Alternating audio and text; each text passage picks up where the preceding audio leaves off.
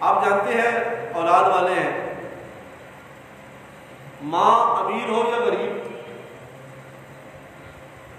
جب بیٹے کو تیار کرتی ہے نا تو انداز اس کا اپنا ہی ہوتا ہے۔ بیٹوں کو تیار کرتی مائیں ہی اچھی لگتی ہیں،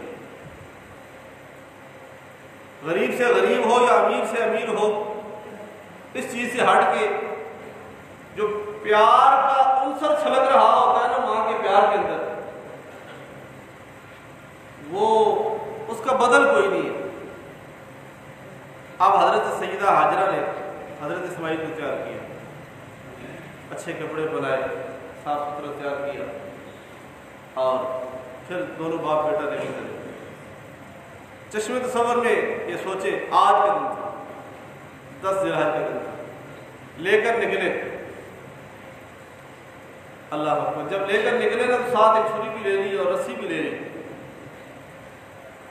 جب نکلنے لگے تو شیطان نے کہا کہ کیا ہونے جا رہا ہے؟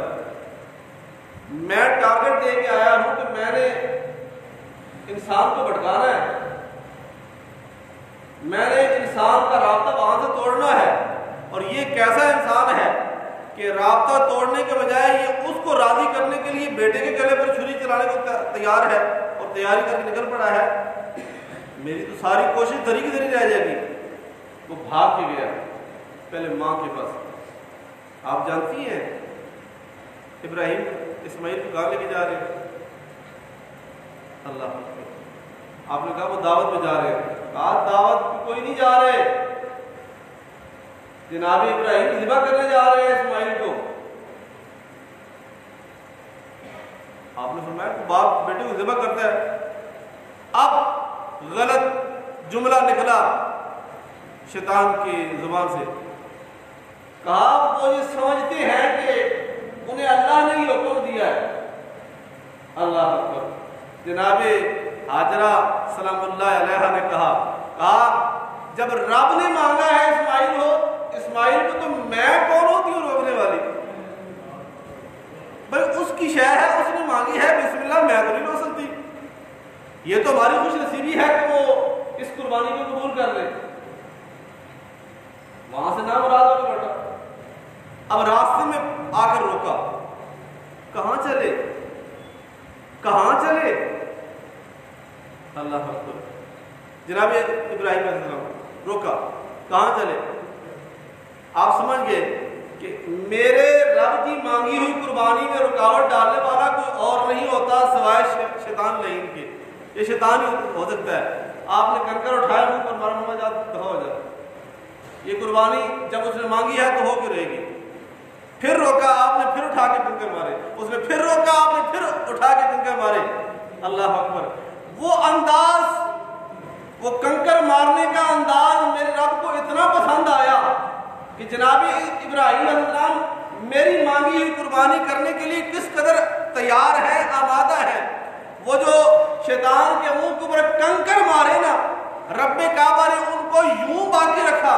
تو میں دنیا والوں، دامن اسلام سے وابستہ ہونے والوں، حج کا ارادہ کر کے صحن حرم کے چکر کاٹنے والوں، میدان عرفات، منی اور مزدلفہ میں آنے والوں، تمہارے حج کا تتمہ تب ہوگا جب میرے پیارے ابراہیم کی اس سنت کو اپناؤ گے، کنکریاں مارو گے تو حج قبول ہوگا۔ محبت کے ساتھ بولے گا، تب تک حج قبول نہیں ہوگا جب تک کنکریاں، اللہ اکبر، تب تک حج قبول نہیں ہوگا۔ آگے نکلے، اللہ پاک آپ سب کو لے کے جائے۔ جب آپ مزدلفہ سے منی کی طرف آ رہے ہوتے ہیں تو آپ کے الٹے ہاتھ پہ ایک پہاڑ کے اوپر ایک پلر بنا ہے وائٹ کلر کا۔ اللہ پاک آپ سب کو دکھائے اور لے کے جائے۔ وہ مقام ہے جہاں پہ سیدنا ابراہیم علیہ السلام نے حضرت اسماعیل کو لٹایا تھا۔ اب وہاں سے نکلے، وہاں جا کر آپ نے لٹایا۔ اب وہاں جب پہنچے نا، چشم تصور میں لائے کہ کچھ عام نہیں ہونے جا رہا، کچھ خاص ہونے جا رہا ہے۔ وہ ہونے جا رہا ہے جس نے تاریخ رقم کرنی ہے، وہ ہونے جا رہا ہے جس نے ملت ابراہیمی کو بقا دینی ہے۔ فرمایا وَمَنْ يَرْغَبُ عَنْ مِلَّةِ إِبْرَاهِيمَ إِلَّا مَنْ سَفِهَ نَفْسَهُ وَلَقَدِ فرمایا ملت ابراہیمی سے منہ کوئی نہیں پھیر سکتا سوائے انتہائی بدبخت ترین کے، کیونکہ چن لیا ہے انہیں رب نے دنیا کے اندر۔ جناب ابراہیم چنے ہوئے ہیں۔ جناب ابراہیم علیہ السلام پہنچے پہاڑ کے اوپر۔ اب دونوں باپ بیٹے کے درمیان بات ہوئی، جو گفت و شنید ہوئی، جو مکالمہ ہوا، قرآن نے اس کا نقشہ کھینچا۔ فرمایا فلما اسلما وتلہ للجبین، اور اس سے پہلے قرآن نے کہا فلما بلغ معه السعی قال یا بنی انی اری فی المنام انی اذبحک فانظر ماذا تری قال یا ابت افعل ما تؤمر ستجدنی ان شاء اللہ من الصابرین۔ حضرت سیدنا ابراہیم علیہ السلام نے اپنے بیٹے کو مخاطب ہو کر کہا ہے میرے بیٹے، میں نے خواب میں دیکھا ہے کہ میں تجھے ذبح کر رہا ہوں، انی اری فی المنام انی اذبحک، تجھے ذبح کر رہا ہوں، فانظر بتا ماذا ترا، اس میں تیری کیا رائے ہے، تو کیا سمجھتا ہے؟ اللہ اکبر۔ اب وہ بیٹا کو تیرا میرا نہیں ہے کہ قربان ہونے کا نام سن کر، چھری کا نام سن کر بھاگ جاتا، وہ بیٹا جناب ابراہیم ہے۔ علامہ نے یوں نہیں کہا کہ سکھائے کس نے اسماعیل کو آداب فرزندی، یہ پوچھنے کا مقصد یہ تھا دنیا والوں کو پتہ چل جائے، اے دنیا والوں صرف ابراہیم ذبح کرنے کے لیے ہی تیار نہیں ہے، بلکہ جتنا ابراہیم ذبح کرنے کے لیے تیار ہے اتنا اسماعیل ذبح ہونے کے لیے تیار ہے۔ یہ دنیا والوں کو پیغام دینا تھا۔ کہا یا ابت افعل ما تؤمر، کہا بابا جان آپ وہی کریے جو آپ کے رب نے آپ کو حکم دیا ہے، رہی میری بات تو ستجدنی انشاءاللہ من الصابرین، اگر میرے رب نے چاہا تو آپ مجھے صبر کرنے والوں میں پائیں گے، آپ مجھے صبر کرنے والوں میں پائیں گے۔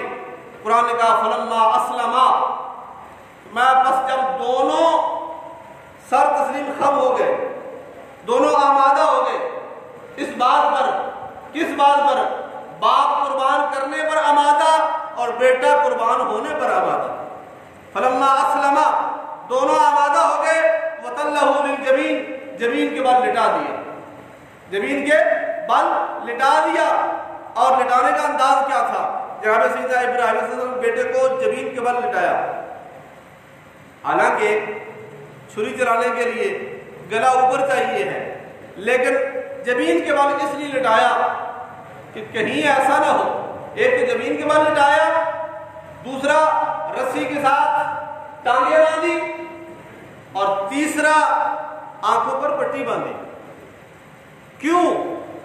اس لیے کہا رسی اس لیے باندھی کہ کہیں ایسا نہ ہو قربان ہوتے ہوئے اسماعیل کی ٹانگیں ہلے تو جذبے پدری نہ بیدار ہو جائے، بیٹے کی محبت کا جو انداز ہے وہ نہ کہیں بیدار ہو جائے اور کہیں ہاتھ رک نہ جائے۔ جبین کے بعد اس لیے لٹایا کہ کہیں ایسا نہ ہو گلے پر چھری چلے، خون کا فوارہ اٹھے اور خون نکلتا دیکھ کر کہیں ہاتھ رک نہ جائے، اور آنکھوں پر پٹی اس لیے باندھی کہیں بیٹے کو تڑپتا دیکھ کر ہاتھ رک نہ جائے۔ یہ تینوں عمل کر کے جناب سیدنا ابراہیم علیہ السلام نے بیٹے کے گلے کے اوپر چھری چلائی۔ اللہ اکبر۔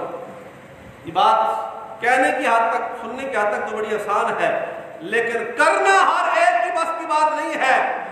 جس نے گلے پر چھری چلا کر محبت کو دوام دیا ان کا نام جناب ابراہیم ہے، تو یا پھر میدان کربلا کے اندر 72 تنوں کا نذرانہ پیش کر کے جنہوں نے محبت کو عملی جامہ پہنایا ان کا نام مولا حسین ہے۔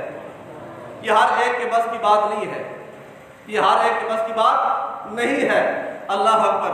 دوستان محترم، جناب سیدنا ابراہیم علیہ السلام نے گلے پر چھری چلائی، چھری چلائی نہیں چل رہی، پھر چلائی نہیں چل رہی۔ اب کیا تھا؟ غصے میں آ کر اوپر پھینکی ککڑی ذبح، نیچے آئی چھری اتنی تیز ہے پتھر پر لگی تو پتھر جو ہے وہ 2 حصوں میں ڈیوائیڈ ہو گیا۔ چھری کو مخاطب ہو کے کہنے لگے کہ کیا وجہ ہے، تو نے پتھر اتنے سخت چیز کو تو نے 2 حصوں میں ڈیوائڈ کر لیا، میرے اسماعیل کا گلا تو بڑا نرم ہے، اس کو نہیں کاٹ رہے۔ تو زبان حال سے چھری نے جواب دیا، ابراہیم تیری مانوں کہ تیرے رب کی مانوں؟ تیری مانوں کہ تیرے رب کی مانوں؟ آپ تو یہ کہتے ہیں کہ گلا کاٹ دے، لیکن تیرا رب کہتا ہے کہ خبردار خبردار اسماعیل کا گلا مت کاٹنا۔ کیوں؟ اس لیے کہ عالم تقدیر کے اندر، عالم ارواح کے اندر ایک تسلی بچی ہوئی ہے کہ جس اسماعیل کے گلے پر چھری چلنے جا رہی ہے، اس اسماعیل کی جبین کے اندر تو نور مصطفیٰ چمک رہا ہے۔ محبت سے بولے، بولے بولے، ان کی جبین میں تو نور مصطفیٰ چمک رہا ہے۔